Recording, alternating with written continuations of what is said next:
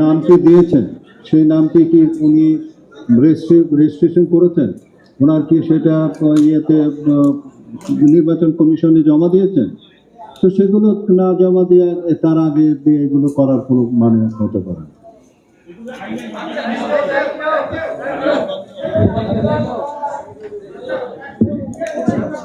আচ্ছা, আমি ওনার কথার সাথে চেয়ারম্যানের সাথে জাস্ট একটু সাপ্লিমেন্ট করবো আপনাদের সুবিধার জন্য। এই জনতার নাম দিয়ে দেখেন রেজিস্ট্রিড জাতীয় পার্টি রেজিস্টার্ড পার্টি 4টা জাতীয় পার্টির নাম, জাসদের নামে 4টা রেজিস্ট্রেশন।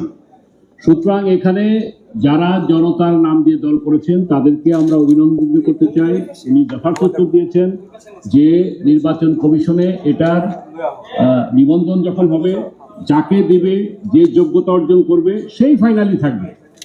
পরিশেষে একটুকু বলতে চাই, যেটা মহাশয় বলে গিয়েছেন, এই জনতার নাম দিয়ে ভবিষ্যতে তো এমনও হতে পারে আমাদের চিন্তা চেতনার সাথে জাতীয় জনতার জোট, এই যারা বলছেন তারা আমাদের সাথে কিংবা আমাদের সাথে একসাথে মিলে আমরা তো জোটও হতে পারে। সুতরাং এটা নিয়ে কোনো আমার মনে বিতর্কের কোনো অবকাশ নেই।